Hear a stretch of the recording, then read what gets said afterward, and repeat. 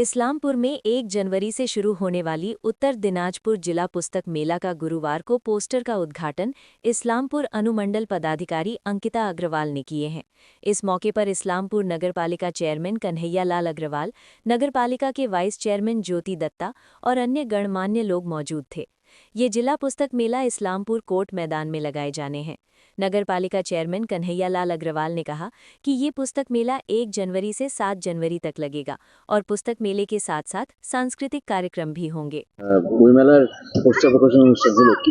Court ময়দানে 1 জানুয়ারি থেকে 7 জানুয়ারি 31তম রাজ্য সরকারের যেটা জেলা বই মেলা সেটা 1 জানুয়ারি থেকে হচ্ছে 7 জানুয়ারি পর্যন্ত।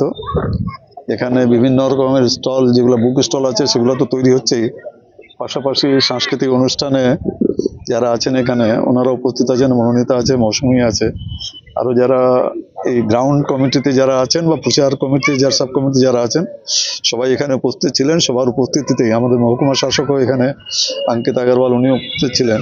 আজকে এখানে পোস্টার যেটা আছে পোস্টারটাকে প্রকাশিত করা হলো, মানে এখন থেকে আমরা এই প্রচারটাকে শুরু করব। তো এই উদ্বোধনী অনুষ্ঠান ছিল পোস্টারের প্রকাশনার।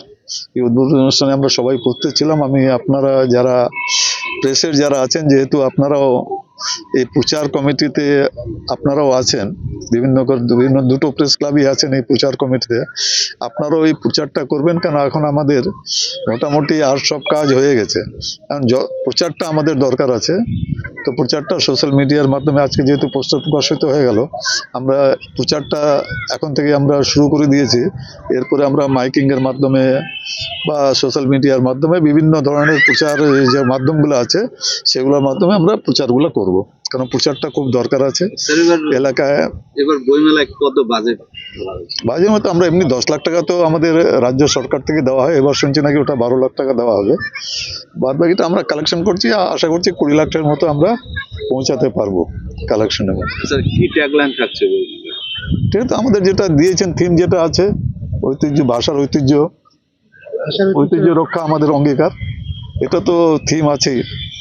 পাশাপাশি আমরা চিন্তা করছি কালচার প্রোগ্রাম 1 থেকে 7 আছে, লোকাল আর্টিস্ট নিয়ে 4 তারিখে যেহেতু রোববার আছে ওখানে যদি বহিরাগত শিল্পীদের আনতে পারি তাহলে ওই সাংস্কৃতিক অনুষ্ঠানটা আরো একটু জমকালো হবে।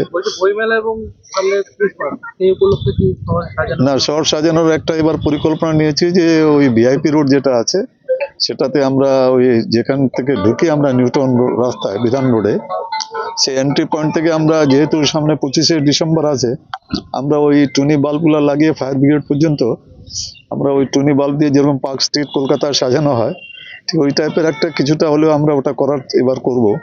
পাশাপাশি তারপর থেকে যারা গেটের মাধ্যমে প্রচার করতে চান তারপরের থেকে আমরা ওই গেটগুলা যারা গেট নেবেন বা গেটের মাধ্যমে প্রচার করবেন সেই গেটগুলো আমরা সাজাবো, সেই গেটগুলোকেও আমরা ইলেকট্রিফাইড করে দেবো।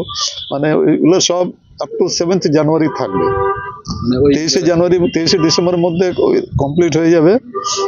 গেটগুলো না হলেও টুনি বাল্বের ওগুলো যেহেতু 25শে ডিসেম্বর আছে এক্সমাস হলিডে, ওই যে 23 ডিসেম্বরের মধ্যে ওটা বলে টার্গেট করেছি যে ওটা আমরা কমপ্লিট করে দেবো।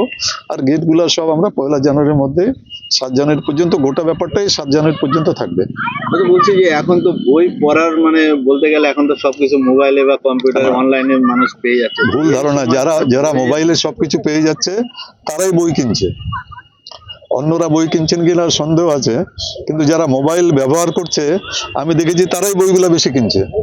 কেন, মোবাইল ব্যবহার করলে খালি মোবাইল থেকে তো সে স্যাটিসফ্যাকশনটা পায় না। তারা বই যারা কেনে তার মধ্যে বেশিরভাগ সংখ্যক যারা আছে তারা মোবাইলে ইন্টারনেটে সব পেয়ে যাচ্ছে, তারপরে বই কিনছে।